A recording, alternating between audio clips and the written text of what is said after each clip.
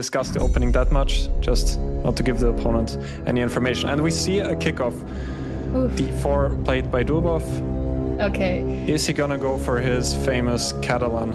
Yeah, And he is. Okay, yeah. I'm so excited for that because knight d2 okay. D2, yeah. That's very interesting. Bishop d2, of course, main one. So, but Hans blitzing out, so he's prepared for this knight d2. This has to be.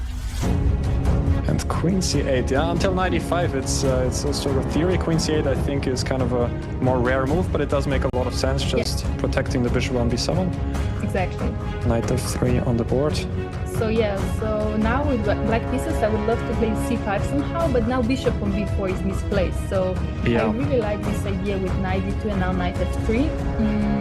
Do we assume bishop e7 or bishop d6 now? Yeah, I think going back with the bishop at some point is going to make a lot of sense, just not to run into a3. Could also think about taking on c4 at some moment.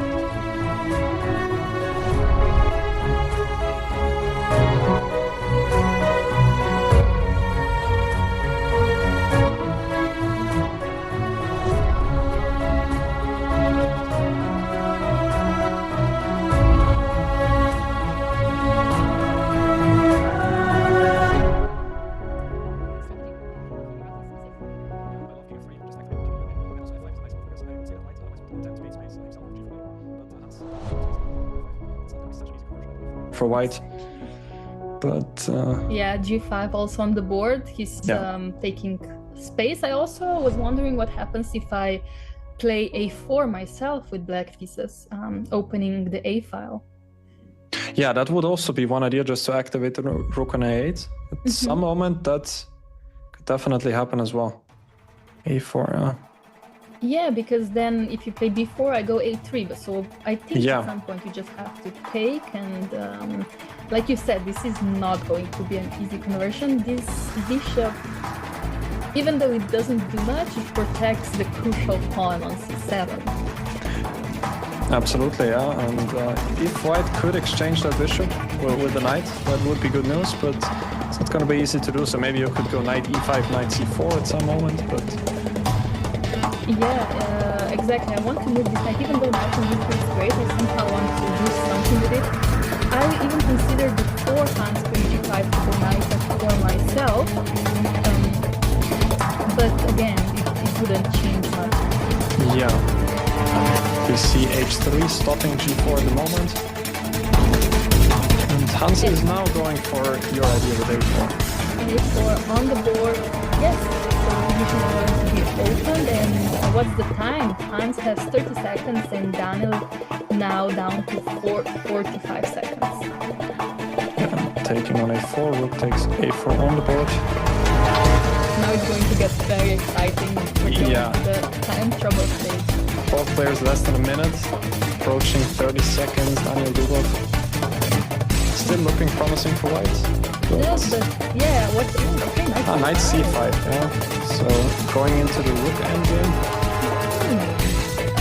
Very nice kind of tactical idea, but yes, like you said, now we're just changing this piece. What you wanted to do before Felix, you're just changing the knight for the Yeah. You're getting there. the rook is now active, yeah? Yeah, and lots of pawns have been exchanged now, so that's usually what makes life easier for the defending side in an endgame, to exchange as many pawns as possible. But also white's rooks can become quite active. Here we see rook d1, pressuring the pawn on d6, d2, and h5. So it is better to keep the two rooks, Felix, right? On the board as white. Yeah, definitely. That's a great point you made. Because often in endgames, which with one pair of rooks would be quite drawish, with two rooks on the board, for the attacking side, it can be much different and much more difficult to defend. Exactly. Yeah, you're right. And now we have some drama. What is this h4? H4, yeah, sacrificing another pawn. But rook h7. But F4, keeping the pawn on h4. Now we're 2 pawns up, Felix. 2 pawns up, yeah. Now this is, I think, going to be an easier conversion. Right? Yeah, pawn on d6 is also gonna drop. Only question is if rook b3, what a nice move, going after the pawn on e3. Beautiful. Rook e2, defending it, and rook e7. Once again. The e3 pawn. Oh, this can be a draw. Rook e4. Wait, he didn't take it? Oh, okay. Okay. Now he takes it, but now after king g5. King is too far, yeah? Also pawn on h6 is running, and he goes for it. h6 on the board. No, this looks devastating d5, now. and he can go h7, and he does it. And Hans resigns, yeah. Such a bad turn of events for him. Also, the last game they were supposed to play, he had a probably winning rook endgame. He was so confident looking that he was about to win the game, but then Hans miraculously saved it. And Dubov has to go for a win here, going for the system.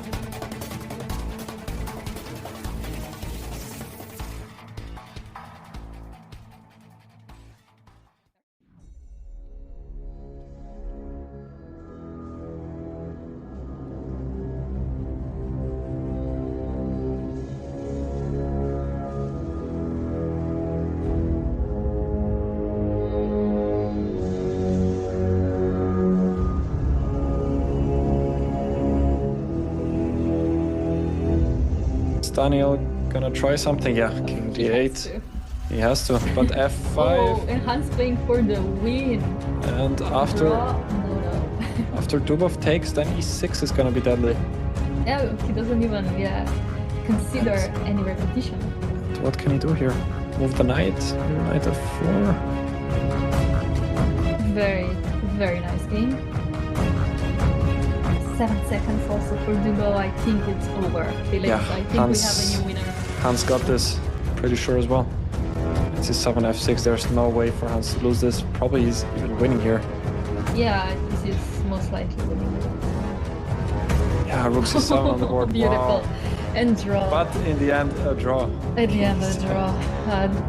Happy not to lose this game, but... What a finale to this match. Could not be any better, I think. And it looks like we have a new winner, unless we are not informed of any new tiebreak regulations. Yeah, I think we have a new winner. Getting a watch from Raketa Watch Factory, and that David Henderson Stewart is a managing director of the Watch Factory and is presenting this award. And yes, this is actually not any watch, you know, and here you go. Hans will open it right now. He looks very excited, actually. Yeah, Hans? Yeah, I've never seen him so happy, like even after winning a game, like usually you never see it, but if it's a Raketa watch, then I mean, this is actually, he will show it. Oh, he's getting 3 watches. 3 watches. Wow, this is amazing. He must be so happy. And this is actually not any Raketa watch. It's in collaboration with the Russian Museum in St. Petersburg. A watch, and such a prestigious one, such a nice one. It's a great way to, great gift.